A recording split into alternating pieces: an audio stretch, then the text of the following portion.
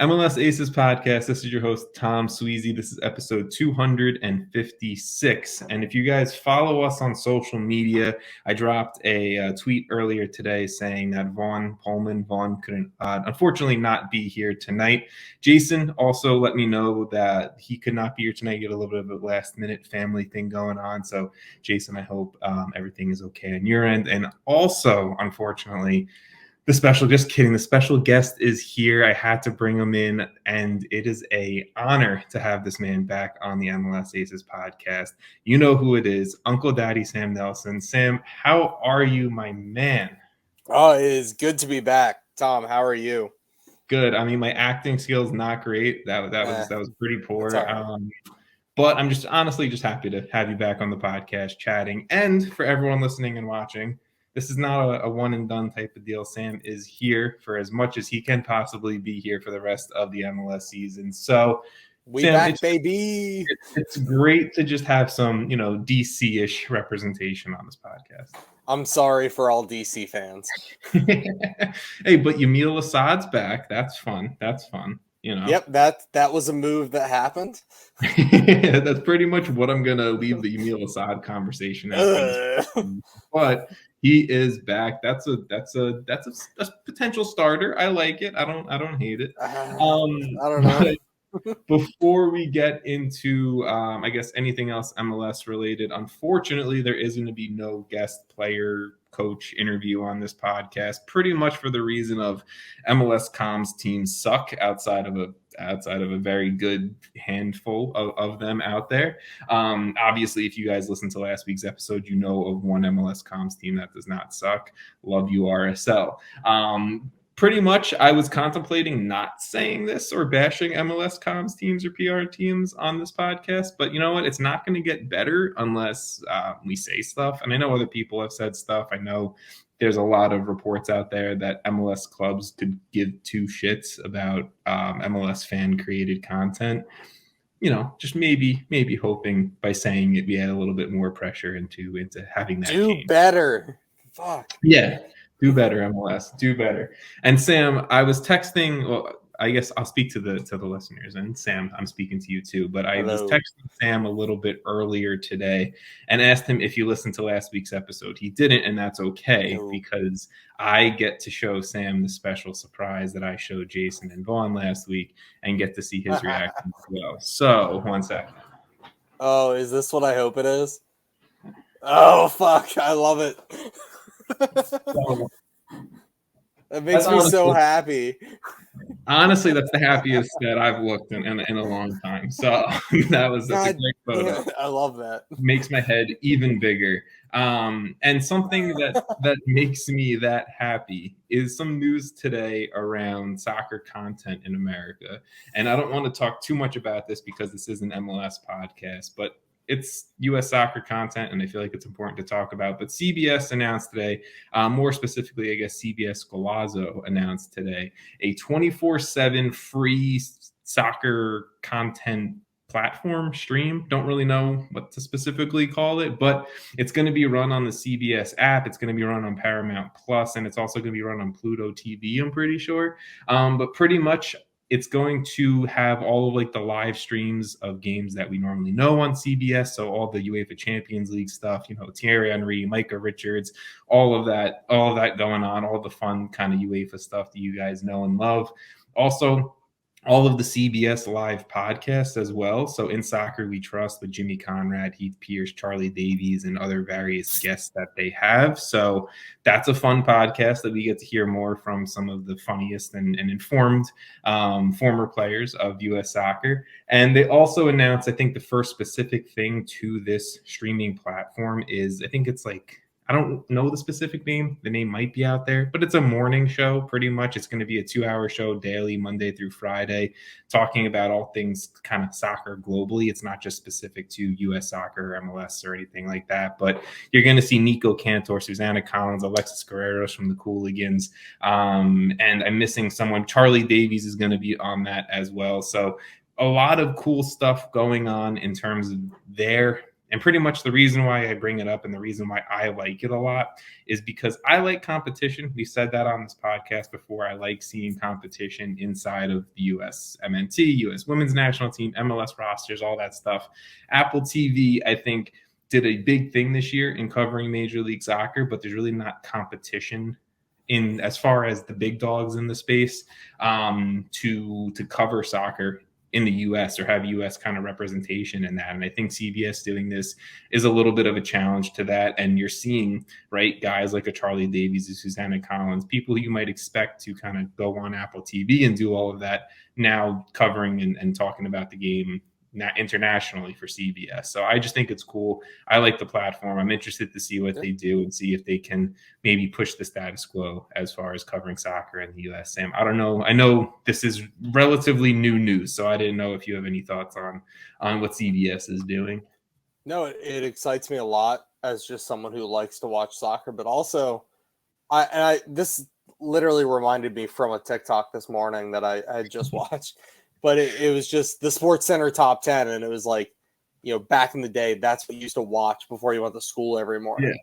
Could you imagine, like, I get up before I go to work in the morning. It's like, oh, shoot. Well, here's like the top 5 goals of the week. Like, shoot, that's like, that would do it for me. Like, I would feel so good if I got to like, and it's like, and turn off TV, go to work. But I just saw 5 amazing goals from around the world. Like, that'd be so sick. And so, like, I hope that they bring me the right things. Like that I'm looking for. Like, this is awesome. That's a great comparison. Like, I loved waking up like before school as I'm getting ready, getting dressed, like listening to Stuart Scott, like, break down like a Cardinals Astros game from, and like you barely paid attention, but it was just nice to have it on in the background. Yeah. But like this could potentially be that for the soccer fan out there. And Alexis Guerrero is a funny dude. Susanna Collins, we know her hosting abilities and she's great at it. Charlie Davies is a super informed former player. Nico Contour does a great job at covering the game, and he sidelines and all that stuff. So like you bring in a great group of people to do this, and I think it could be an absolute home run. And this is just item number 1 on maybe new things that they're introducing. So I'm excited. Again, Jimmy Conrad is another name that I'm excited to see potentially see more of on TV. But yeah, no, this is some good stuff, some exciting stuff from CBS Golazo. Maybe less exciting stuff. Sticking on the streaming end of things, the U.S. Open Cup obviously is a fan favorite, is a favorite of mine. We got some streaming news on the U.S. Open Cup, and I want to just pull this up specifically so I don't say this incorrectly. But pretty much, the U.S. Open Cup, it is no longer going to be aired on ESPN Plus. ESPN Plus to me seems like they're cutting all ties with domestic soccer and focusing international only. Fine, that's what their bullshit is, but whatever. But the U.S. Open Cup is going to be available on the Bleacher Report app as well as the Bleacher Report Football YouTube channel. Unfortunately, though, the limitations to that is they are only going to be showing select games from the U.S. Open Cup. So it's going to be later round games.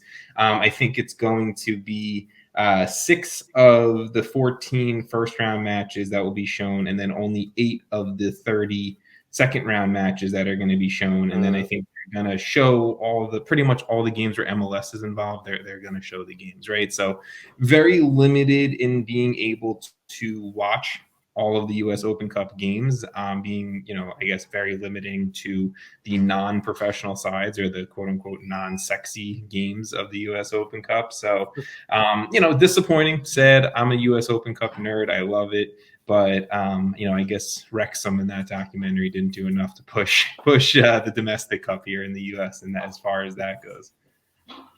Yeah, it did enough for the FA Cup, but nothing for the domestic game. No one's watching their local team now. Everyone just is rooting for Wrexham. Look, I love Wrexham. If they had a jersey for sale, I would buy it, but they're completely sold out. I checked, and so everyone should go and find their most local team and be rooting for them because the U.S. Open Cup needs help, needs supporters. Jeez. Yeah.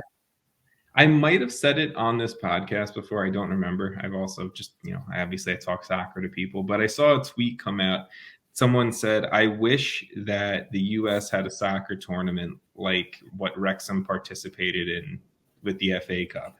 And I literally God like damn it. there was plenty of people who like, are around our MLS US soccer world who were saying like US Open Cup, tagging the US Open Cup, showing Open Cup clips, FC Cincinnati from a few years ago, like all this stuff, right? Like all the good stuff. Yep. Sacramento from last year. Fuck yeah.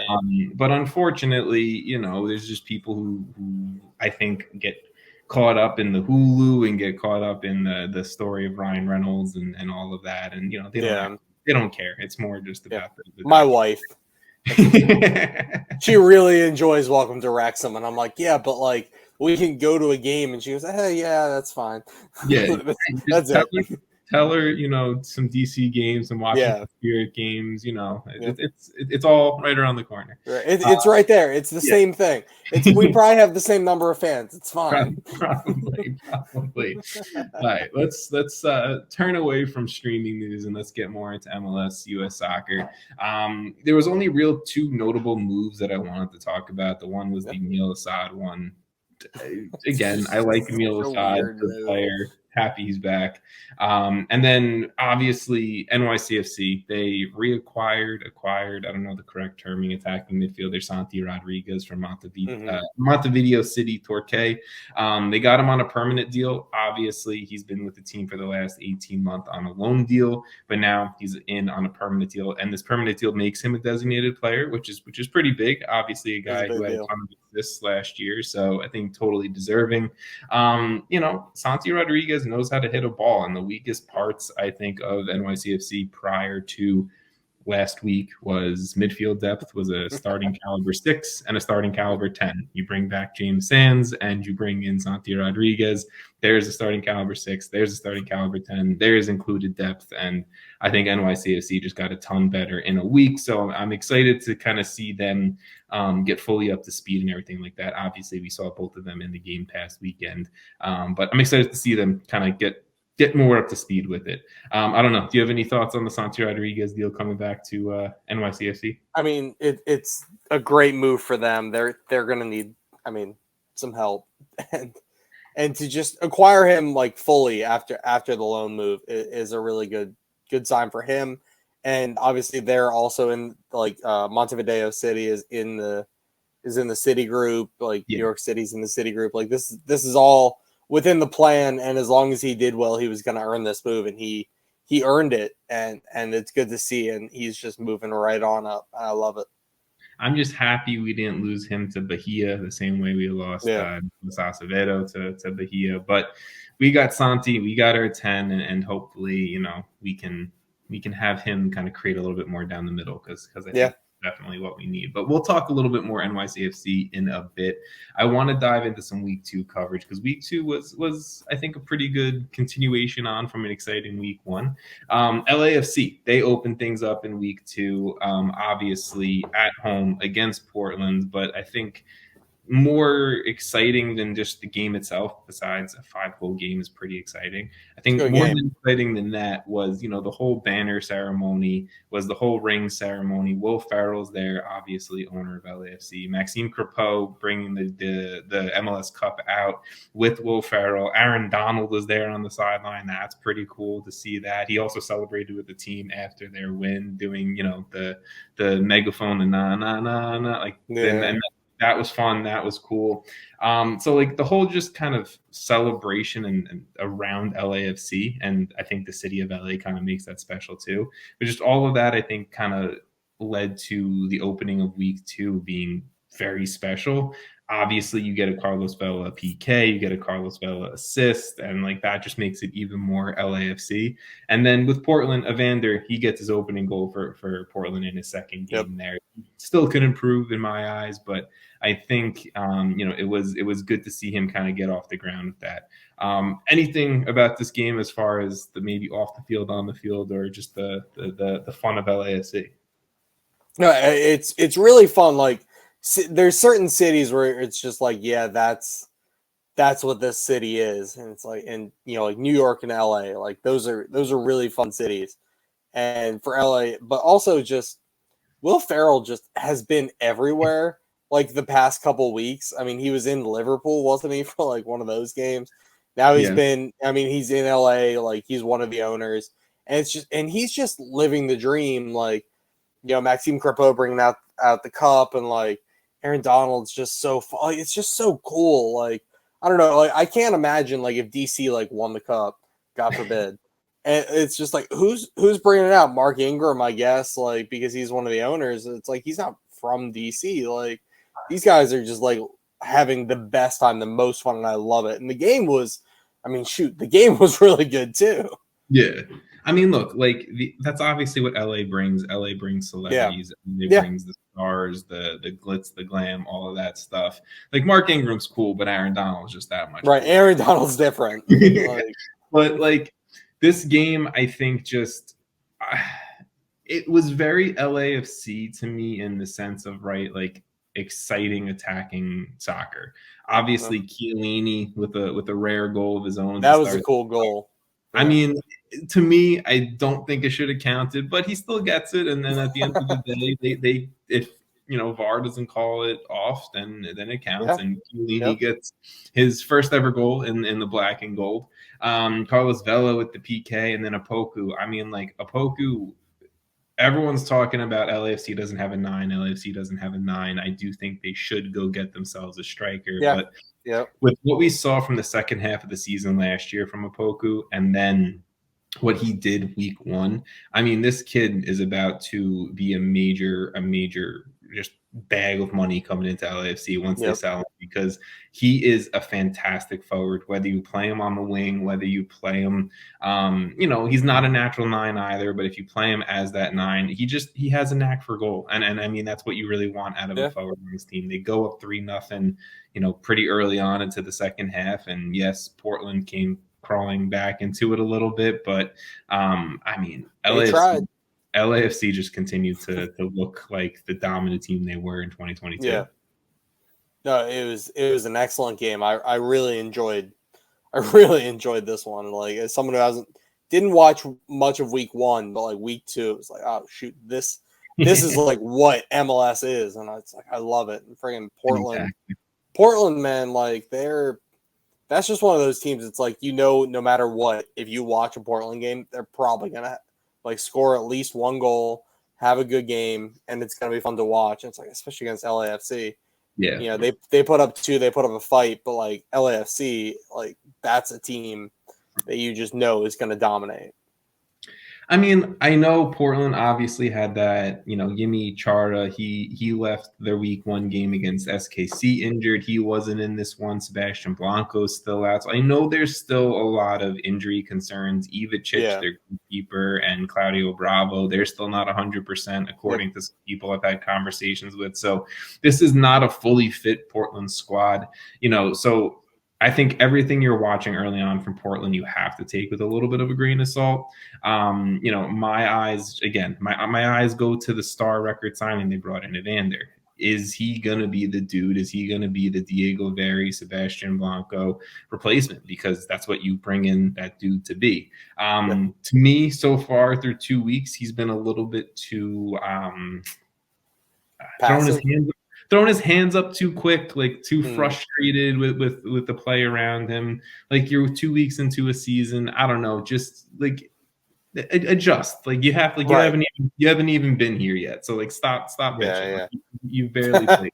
So it's CONCACAF. Get used to it. Exactly, right? Like you're playing in MLS. Like you just get used to it. And I know Portland did have the shortest week of anyone. I guess them and SKC did, but like Portland just played on Monday and they went to a Saturday game. So still enough time, just maybe talking. I'll give Portland a little love, even though they lost this game. Let's dive to another team that we didn't get a chance to see week 1 because their game got canceled. And the other side of LA and the other side of the scoreboard, LA Galaxy, they lose pretty bad. They lose pretty bad. Pretty bad.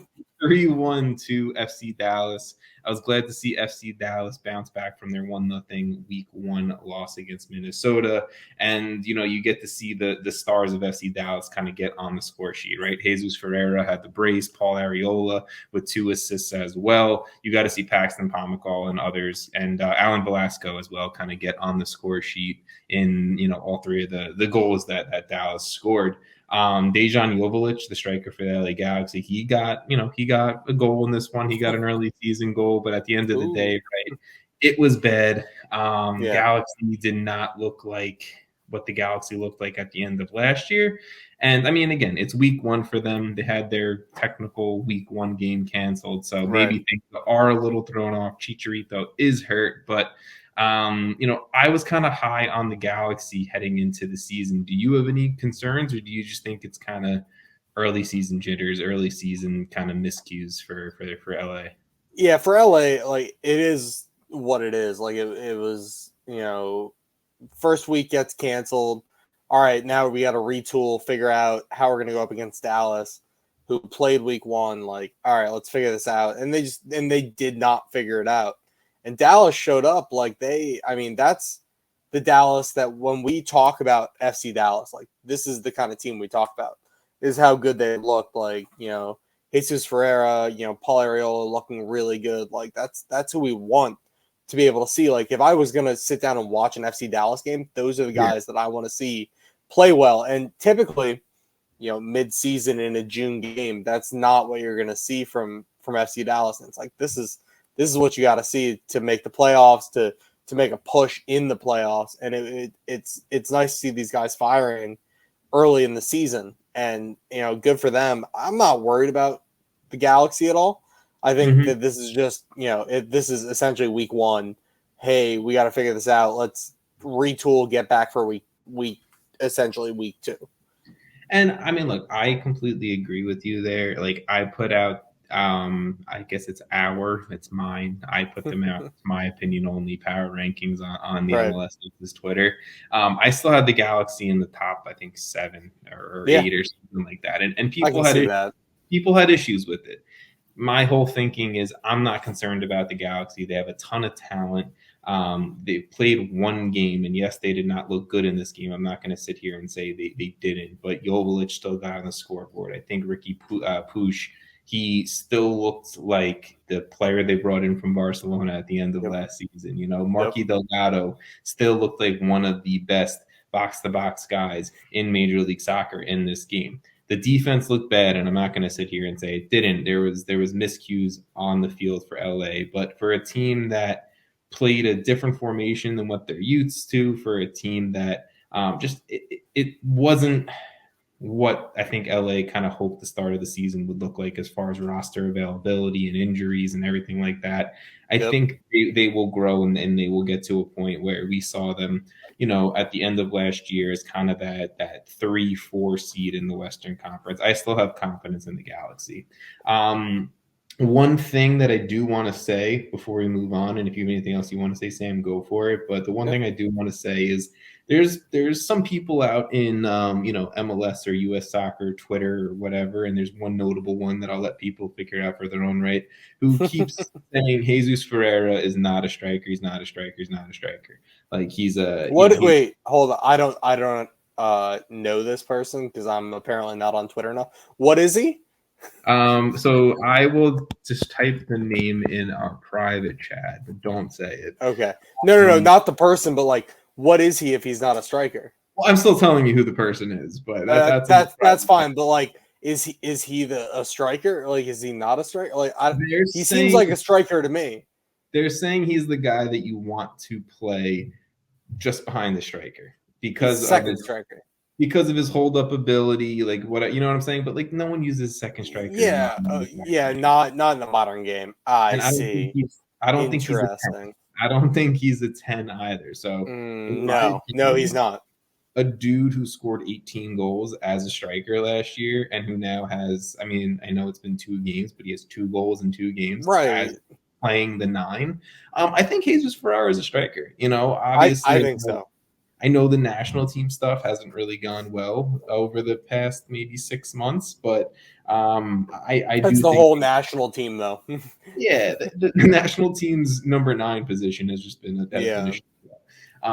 but yeah, I think Jesus Ferreira's a striker. That's just one thing that I wanted to Yeah. toss in there about this game and about FC Dallas is however many people want to continuously say long term he's not a striker, long term he's not a striker. In the last up until February of last year until March of this year, he has 20 goals playing striker Right. from club competition. And look, like if his whole thing is hold up play, which is a great thing for a striker, like he's doing really well, and he's got really great wingers like in Dallas to hold up for. Like, hey, if you want him to be an all out and out goal scorer, like that's one thing. He's literally doing what his club is asking, and then still scoring goals. Like, I don't know what to tell you here. It's dumb. Like, I don't know any other words to say about that opinion. I understand what they're trying to say. Like, I get it, but like the dude continuously shows up as a 9 in Major League Soccer. Maybe he's not a European 9, fine. Like, I can sit here and maybe give you that, but like what he does for FC Dallas, he does at a very high level, and he does that playing in the smack center of the front line. And you've also seen it where Franco Jara, remember, I mean, like he's only this is the only season he's gone, but when Franco Jara was the DP9 there and they tried Jesus Ferreira playing behind him, didn't really work out great. So I mean, maybe that was on Jara being not a good striker, but I don't know. I feel very passionate. Part of it, but I feel very passionate about this, and I don't know why, and I'm getting angry. I love it. No. This is good. I mean, yeah. Hey, first of all, chill, happy face. But like, no, he's a 9. Look, he is, and like the dude has a natural goal scoring tendency. Like he finds the right place to be in the box, and he scores those goals. But he also knows how to hold up. Like this is gonna be weird. I'm not comparing these two players, but I'm gonna do this anyway. Are you saying Harry Kane is not a number 9 because he can hold up play and give the ball out to like the winger? No. So like, why are you going to be a pain in the butt and be like Jesus Ferreira because he passes the ball to Areola isn't a number 9 who can also score a goal when he gets in the fucking box? Like he does, and he's good at it. Sam, I can't believe you just compared Jesus Ferreira to Harry Kane. Me either, but I did it because it's late on a Wednesday, so it's fine, guys. Let's move on to the final team that we did not get to see. Jason Vivang's squad, and I'm pretty sure Jason might have been there in person. So we'll talk to him next week about how the in-person game against NYCFC went. But the Chicago Fire, they draw 1-1 in their opening game in week 2, and it was a comeback draw. I was about to say comeback victory, comeback draw for their first game of 2023. Not much I really want to say here from Chicago Fire perspective. Sorry, guys, I'm an NYCFC fan, so when they play in the game, Jason, that's kind of where my eyes go to. But I will have to say, friend of the pod, Fabian Herbers, he did have an absolute pin missile on the non-NYCFC clearance off a set piece that deflected off Magno into the box. I wish Magno could do that on the other end, but it was a left-wing missile. It was a good deflection. Give Herbers the goal. He made a complete. I don't know. He completely changed the game offensively for me once he subbed on for the Fire. I know the Fire had a lot of injuries and players coming in and out, but like he did the damn thing out on the right wing for Chicago. So shout out our German friend over there. And then at least, I'll stop it there. Do you have anything you want to say about the Fire? Not really. I only caught the highlights from this game. I was not able to watch this one live. It's fair. It wasn't a great game. I'll be. It didn't seem like it was, but if I wasn't an NYCFC fan, I wouldn't have watched. Right. Yeah, NYCFC, they look better than week 1 in there again, as opposed to the 2-0 loss to Nashville. I was gonna say it wasn't saying much that they looked better, but okay. James Sands was definitely an improvement into that midfield for sure. Boy, it's good to have him back in MLS. Exactly. Santi Rodriguez, in his little bit that he did get to play, subbing in late, you saw impact that he's going to bring. So kind of similar to what I said early on. I'm not going to make this an NYCFC, absolute conversation right now, but pretty much. Man, but they look so good in blue. Thanks, man. Thanks. Yeah, that's what I'm here for. I'll leave it at that. Is NYCFC with those two should get better. Chicago, not surprisingly, Chicago, I do think they have some positive pieces. It's just, are they going to put it together? I still think Chicago's better than DC. Like, that's fair. I do. Like, I think Chicago's not a bad team. There's people who are saying that. I still think they're a bad team, but it's early on. I'm not gonna sit here and judge. Let's. I think we should move on to a team that many of us on the preview. I thought they'd be a bad team. We thought they were going to be a bad team out in the Western Conference. St. Louis City SC, they stay hot. They stay undefeated with 2 wins in 2 games, and they get to win their first ever home game at City Park with a 3-1 win over Charlotte FC. I mean, first of all, like, I always knew St. Louis was a soccer city, right? You hear about Josh Sargent, Tim Ream, Taylor Twellman, like, blah, blah, blah, right? You hear about, like, all these players who've come out of St. Louis and the fans who love it. And St. Louis FC or SC, whatever the one that played in USL for a long time was. Like, it was SC. They were always around, right? Like, you always knew it, but I guess I didn't know to the extent how much I love soccer unless you go there, you're not going to know, right? Exactly. Like, I think that's what it is. Well, you know now if you watch that game in Charlotte, because the home fans were fantastic. They definitely were into the game, celebrating goals, everything like that. They definitely started hating Enzo Capetti by the end of the match. And whenever he ball at his feet, they were booing the absolute shit out of him. Like, I loved the energy that the St. Louis City fans brought. So good on them and good on the team for staying undefeated. Do you have anything you want to say about the fans or the stadium before we get into the game? My God, it looked awesome. I knew a couple people who went.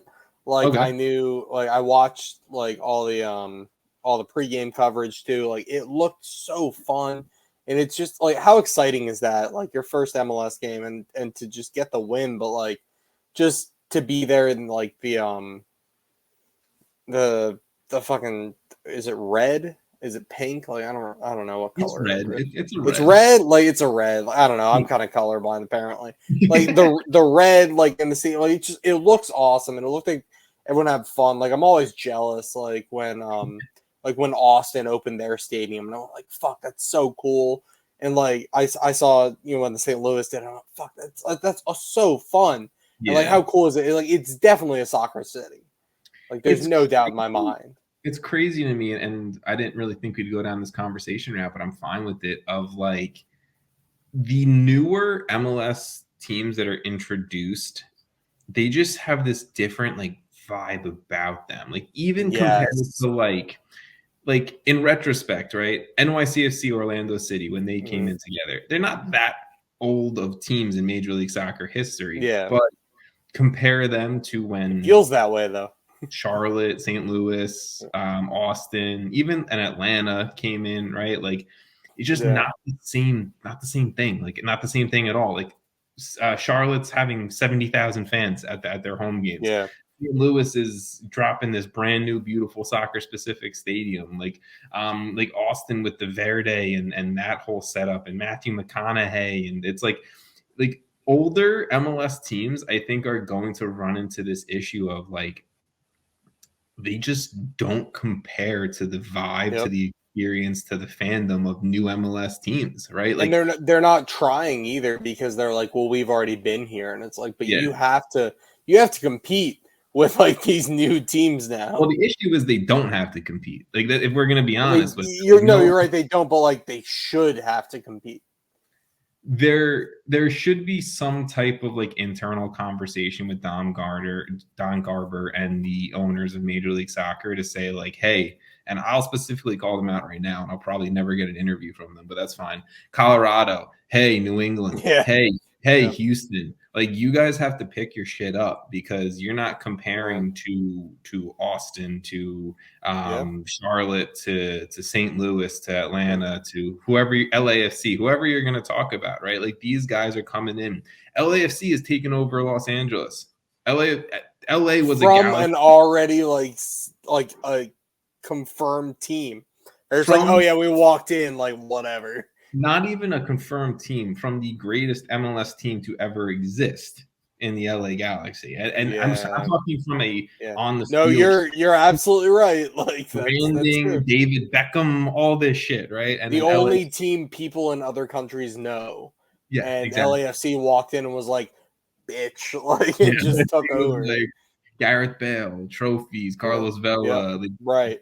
Like, we do it. So there has to be some type of conversation soon, as like, you can't just focus on new team after new team after new team and the sexy stadiums and owners and blah blah blah. Like, you have to also go back to the OG teams, the teams that aren't doing it anymore, and fix them, because this is where MLS is at. And the Red Bulls, New England, Houston, got teams like that, the Chicago Fire, DC, they're getting left in the dust. Like, DC has now, but exactly. It kills me the second you say like DC and Houston. I'm like, fuck yeah, you're absolutely right. Like, those two teams specifically, to me, every time it's like, yep, they are bad in every sense of the word bad. And it's like, they need to pick their shit up. Like, it's not even like, I'm not even talking about on the field, right? Because you can look at the New York on the field, it's still bad, but like on the field, still bad, yes. But I'm saying, like, the Red Bulls, right? Like, they've won, like, they've set points records recently. They've won supporter shields recently. Like, yes, they have still the MLS Cup drought, but like, you know, they are a good team on the field. The Red Bulls do a lot wrong. I've been to plenty of Red Bull games in recent years now that I've moved to Jersey. The stadium's empty. Like, they don't bring fans to the stadium for a market where they should. Where the stadium is such a nice, and I've said this before on the podcast, it's such a beautiful intersection of Hispanic culture, European culture, just like the average American person walking around, right? Like, they're at this awesome intersection where it should be so much more, and the Red Bulls don't do anything about it. And I don't know whether it's sad. I think we should turn back into St. Louis and celebrate them, because they did. Fuck yeah, St. Louis. They're doing this great, and that's really awesome. The only cool thing in the Midwest, St. Louis. Goddamn, because otherwise, you guys have casseroles with tater tots. You ever had one of those? I've heard. I have not. I've heard things. So. Well, but the game was good. Game was good. It was a 3-1 win for St. Louis over Charlotte, like I said. The scoreline, to me, doesn't really represent the game itself. Charlotte pretty much gave away all 3 goals, if you ask me. But at the end of the day, you still have to convert. You still have to finish. St. Louis did that. St. Louis deserves all 3 points. You know, it was an own goal from Bill Tuiloma where he mistimed the jump. From what it looked like to me, it was a PK handball that, you know, again, they happen at the end of the day. And then at the end of in the second half, it was a misplayed pass backwards from Malanda, who Malando's having a sick game up until that point. And honestly, the only mistake he made all night was a bad pass backwards. Joao Klaus came on top of it, and now he has 2 goals in 2 games. And, you know, St. Louis takes advantage of bad plays, and they do the damn thing, and they win again. Hey, that's what it takes. Like, good for them. So 2 players I want to spotlight for St. Louis. Well, 3 players. Okay, I'm adding players to the list here. There's a lot of players here. Joao Klaus, I do want to just say, like I said, 2 goals in 2 games. You know, obviously he was pretty much handed that goal, like I said, from Malanda, but he still had to finish with the nice still have to finish. Yeah. It was a very nice chip. But the dude looks like, and I'm not the only one to say this, he looks like a newly born deer trying to learn how to walk when he runs. Like, it is the most I think I put the gif out there from Friends when Phoebe's running in Central Park. If you guys are Friends fans, you know what I'm talking about. My wife will also appreciate that one. That's literally how this man, who is a professional soccer player, runs. And you do how you do. It's mind blowing. I love it. The next dude I want to highlight is Edward Lovin, the midfielder. Definitely, if Sam, you'll appreciate this, as this is, I guess, an FM term here, but he's a deep line playmaker. If I've ever seen a deep line playmaker, my favorite position on FM is deep line playmaker on defend. My favorite player is that deep line playmaking 6, and I wouldn't call Lovin a 6, but he's like a deep line 8. Yeah, I would say. Yep. I can see that. He might be the best player on the St. Louis team. He put the PK away in this one beautiful penalty kick, and he's looked like the best player for them across both of their games so far. And then the last one I want to shout out is Tim Parker. Like, Tim Parker was kind of getting lost today down in Houston, and he comes to St. Louis to open up a brand new franchise. And I mean, the Long Island boy has been a fantastic center back. He's been great, and I absolutely love seeing him just be amazing at soccer, and he deserves it because he's been a really good center back for a long time. Consistently good center back. Like, I'm a big Tim Parker guy. And as a consistent January camp man, I very much appreciated Tim Parker. Him and Justin Glad. Those are very consistent MLS center backs who will always be in a January camp, but will for some reason never make it to like a normal roster, and that sucks because I think they've earned it. They're very good players. 2 different ages. Tim Parker's, I think, approaching 30 now, and Glad's like 25. But Glad's like, he's probably 23 because God only knows he's been playing for 16 years. Or God only knows we're both awful with ages. But I can't look at someone and know their age.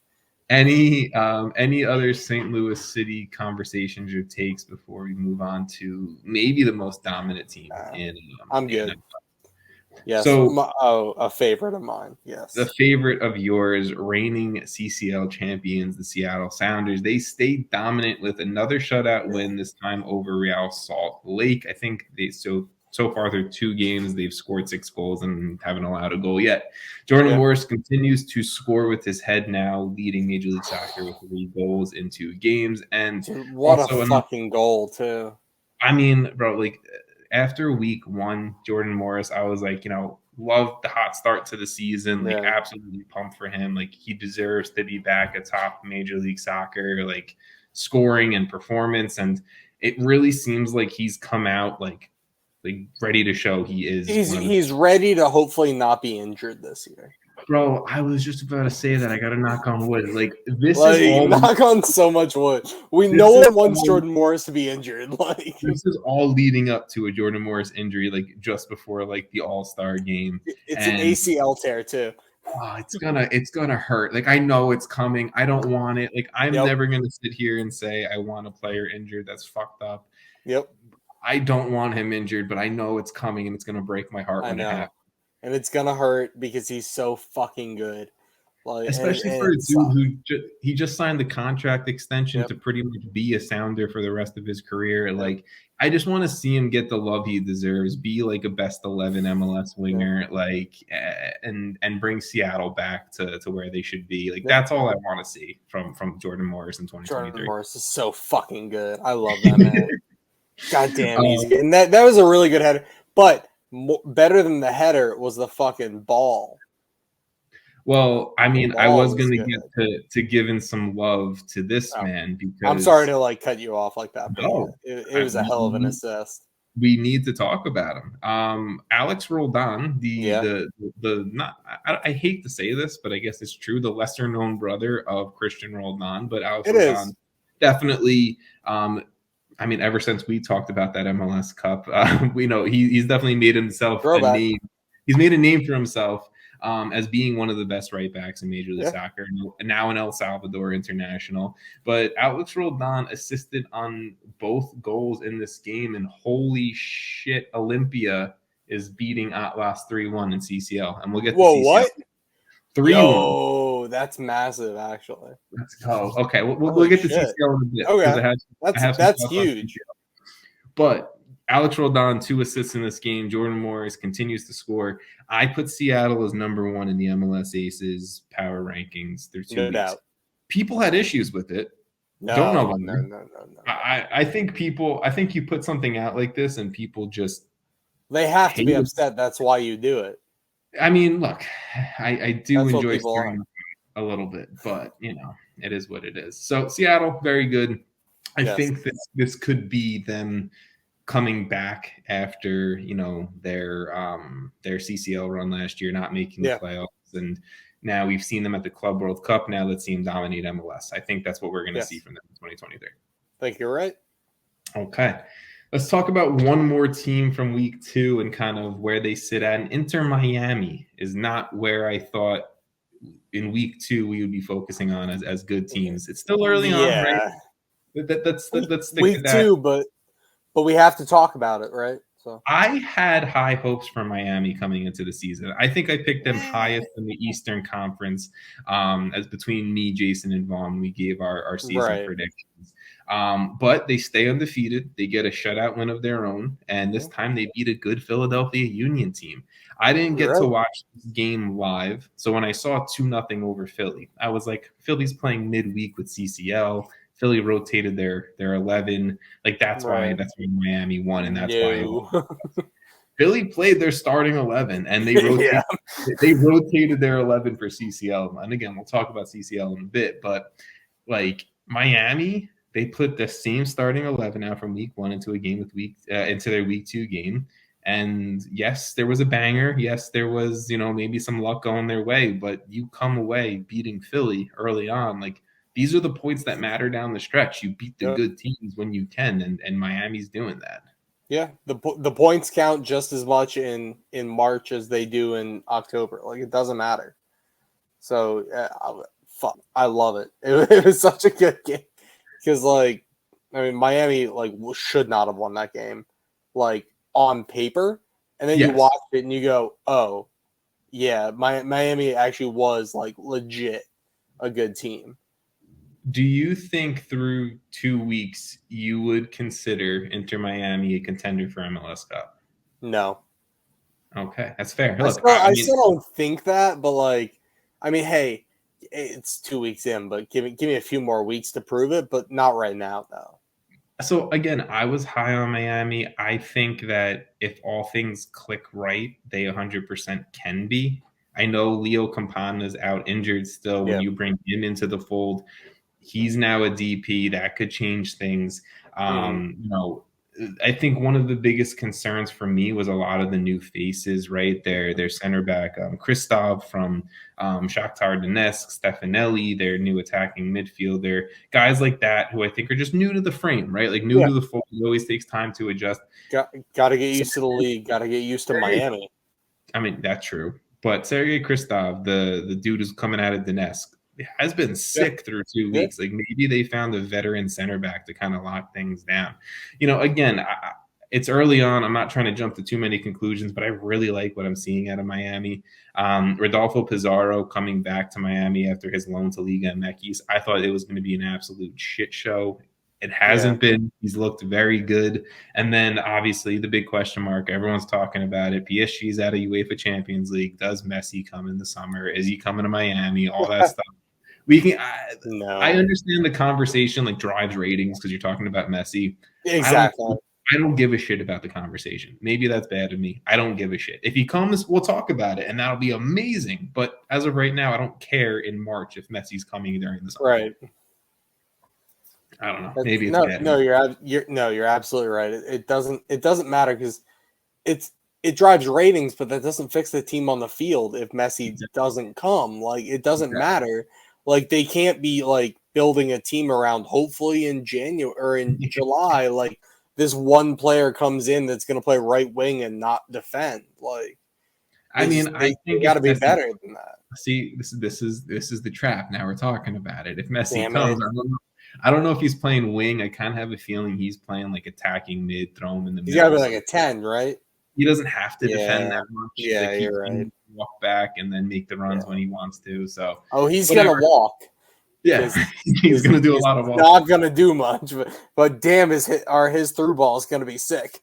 He'll do what he's gonna do for Argentina. He'll turn it on when he sees the run or he sees the pass, and that'll be it. He's gonna be fucking good at it. That's what matters. Got to give the love to Robert Taylor, who hit an absolute banger in this one to put Miami up with the second goal. So I got to give love to a banger. That was a definition of a banger. Let's chat a little CCL because for everyone listening or watching, we're recording this Wednesday. Like Sam said before, drop day is Thursday. So if you are listening to this or watching this on drop day, you've seen all the Tuesday and Wednesday action. We have not seen what's happened with the Vancouver game that is happening tonight. I really hope that Vancouver can knock out, or at least get a win at home hosting a Honduran club, Real España. Second leg is next week in Honduras. We've seen already what Austin's done, so fingers crossed that Vancouver can handle their shit tonight. And then that's all I'll say. And hopefully, we don't look like idiots and when we're talking about Vancouver next week. But I think Vancouver is gonna win. Let's talk about, I think, the worst result so far. I think it's definitely the worst result so far. The Austin game? Austin FC. Okay. So CCL, Austin FC traveled to the Dominican Republic to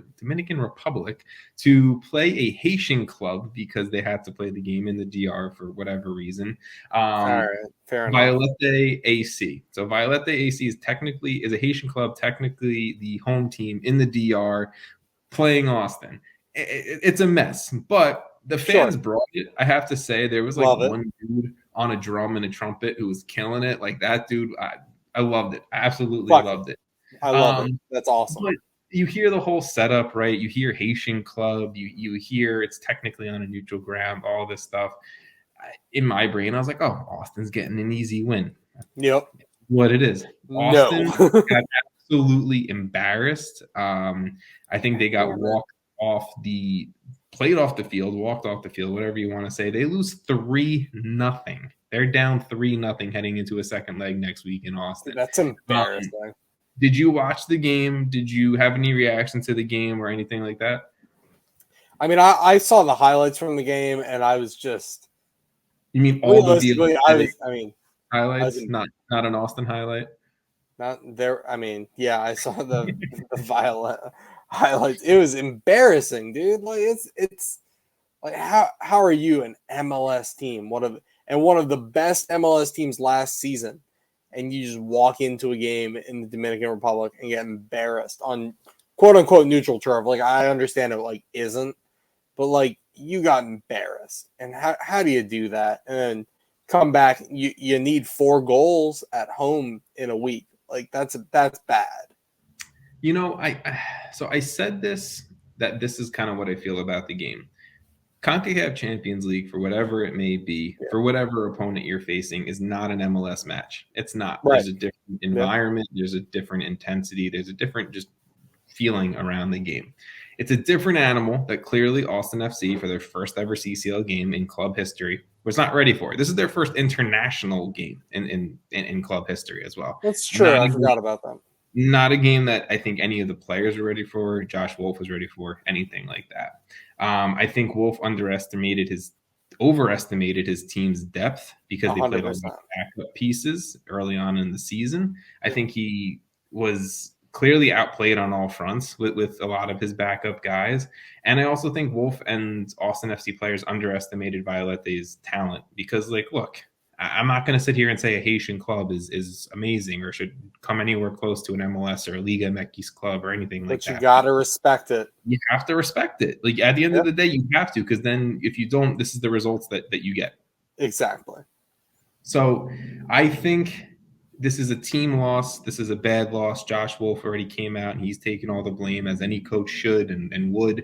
But I think next week in Austin, you need full strength 11. You need Sebastian Driussi in there, and you need to start attacking from the gate and scoring as much as possible. And hopefully that your MLS MVP finalist from last year can have 5 goals in a game and do the damn thing at home. Exactly. I mean, he's gotta just don't even care about the game on the weekend. Just be like, we are going for CCL next week. Exactly. Here we go. And here's the team. Just let them all know ahead of time. if you're trying to make sure CCL is a priority and make it to a second round or whatever we're going to call it, quarterfinal, whatever, that's what has to happen. Like, you have to make sure that this is of importance to you. Exactly. All right. A team that I was worried would follow in suit, not because I'm worried about the team, but just because once one bad MLS result happens, the dominoes fall, man. Like, Exactly. Is the Philadelphia Union. They did lose 2-0 with their full strength squad to Miami, like we talked about a few minutes ago, but they travel away here in their first leg for CCL to El Salvador to take on Alianza FC. At the end of the day, they did rotate their team, a lot of backup players, some starters as well, but a lot of backup players here. They leave El Salvador 0-0 on the scoreboard, go into Philly for a second leg with every opportunity to score one goal and moving on to the next round of CCL. Philly looked like the better team to me. Do I think that some of the youth probably should have finished more chances? Yes. So that has me a little concerned, but I think Philly takes down the opportunity next week at home 100%. They play different at home, so I have confidence and faith. And Olympia just scored a fourth goal. Jesus. Wow. I have confidence and faith in Philly to do it next week, but if you want to be a real contender in CONCACAF Champions League, you have to finish the chances that are in front of you, like Olympia is doing, and Philly did not do that. Did not do that in their first game, so I hope they learn from it and they start doing that. But do you have any thoughts on Philly or the Alianza game? Not really. I mean, like you said, like the youth should be like, biting at the bit to score in El Salvador, but at the same time, it for some of them was probably one of their first big games away in a different country. Like, that's a big deal and it's hard. And so I don't quite judge them for that, but, Philly in Philly is going to be a big fucking deal. Like, they're going to come out going. I just think, unfortunately, like, I'm sure Jim Curtin would have rather just started, the rotated roster again next. But I think now you got to now that it is 0-0 and you do need that goal, you need to start off with Daniel Gajdag, with Mikel Ure, with Julian Carranza. You need to start all of. You're absolutely right. You have to, because if you don't and you try to play for a 1-0 win with some youth, you could get bitten in the ass and see Alianza moving on real quick.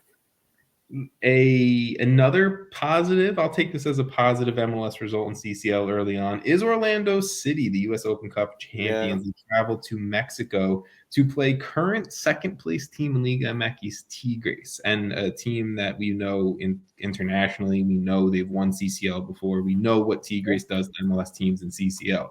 Well, Orlando City get out of Mexico with a 0-0 first leg. I mean, mainly thanks to Pedro Gallese, just keeping him in this game. I think he had 9 saves in this one. This is a huge result because of, and this is maybe going to go contrary to everything we just said about Philly and Alianza, but it's against the Liga MX opponent. It's against one of the best teams in Mexico. And Orlando now goes home with all you have to do is score a goal. And Tigres, one of their best players, Gignac, is not going to be traveling to the U.S.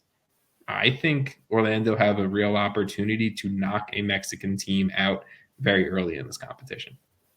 Yeah, no, it's completely different than what we were just talking about. And like, I understand like, 0-0 in El Salvador is different than 0-0 in Mexico. Like, it is.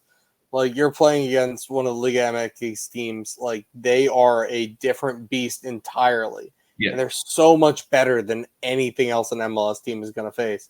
And for Orlando to come out against Tigres, who just, I mean, shoot, in the last, 5 years, I'm sure Tigres is probably the best, if not the second best team, like in the league, like in that time. Like, it's a massive deal.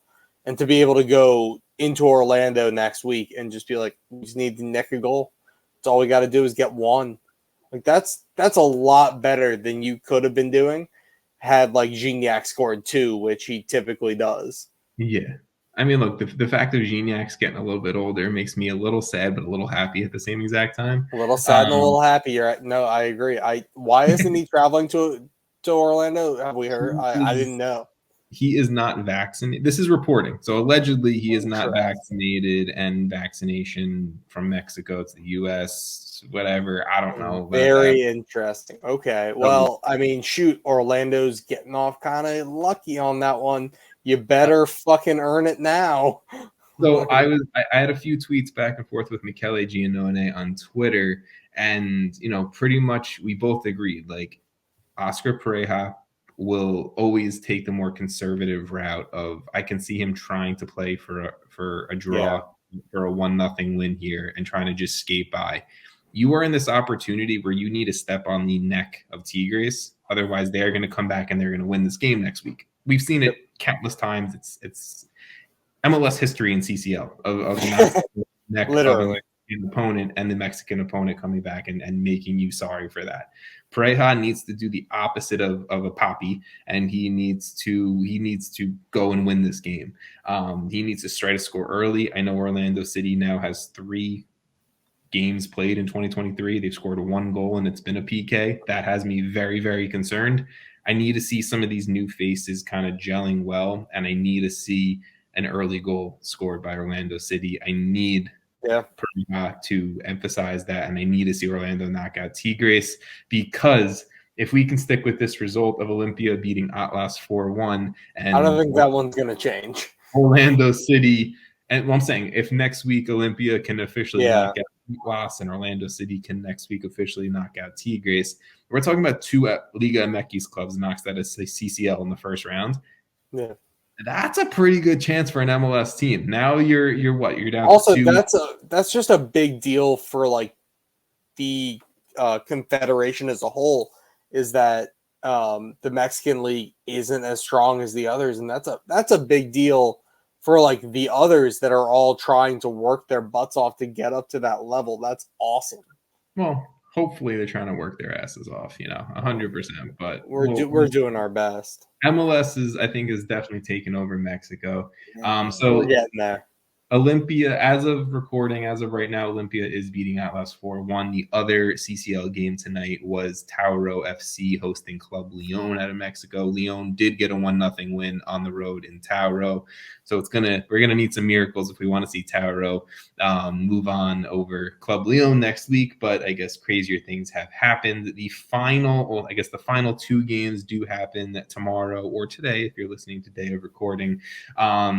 The non-MLS game that I'll just quickly say is Motagua is hosting Pachuca. So again, maybe another opportunity. Let's go Motagua. Let's see if you can a Mexican team there. But the MLS team involved, LAFC, they're traveling to Costa Rica to take on Alajuelense.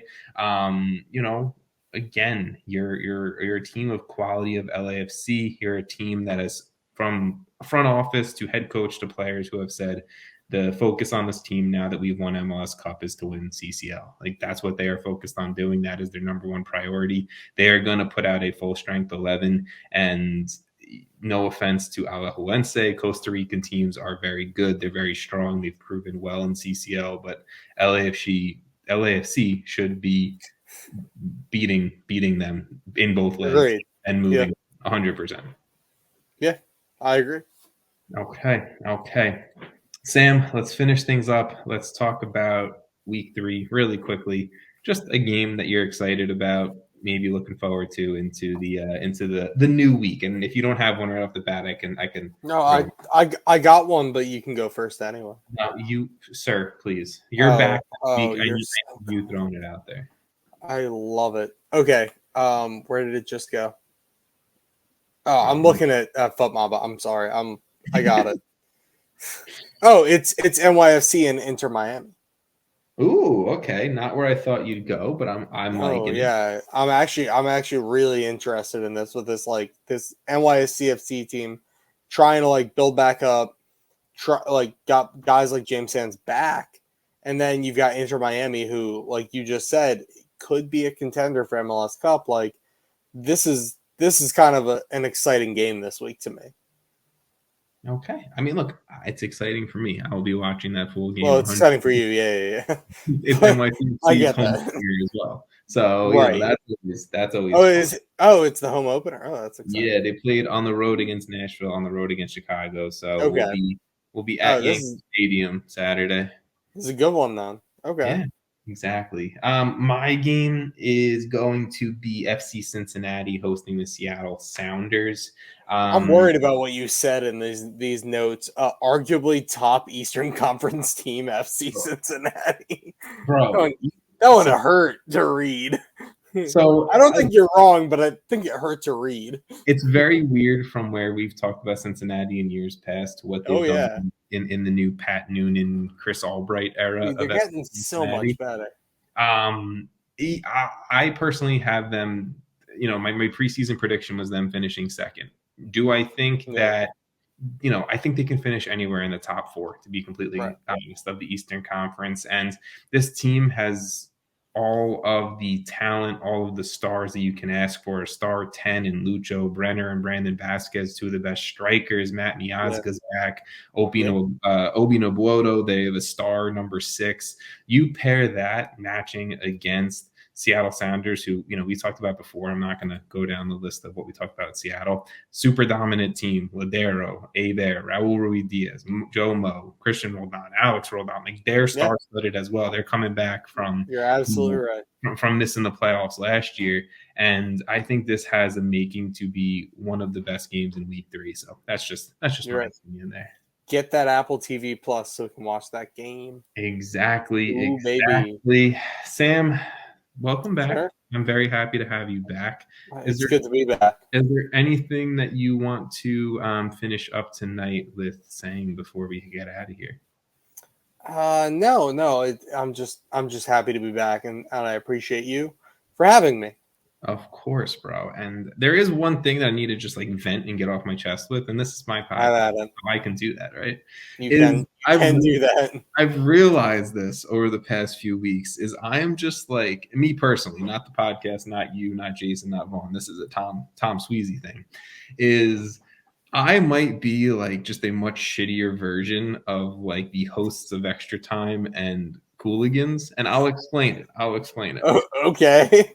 Those are 2 of the more prominent U.S. soccer podcasts, right? They're really great podcasts. Yeah, very great podcasts. Where are we going with this? I am a NYCFC fan, like the Cooligans, who try to host a podcast that is not overly serious sometimes about talking about Major League Soccer. We curse, we have fun, whatever.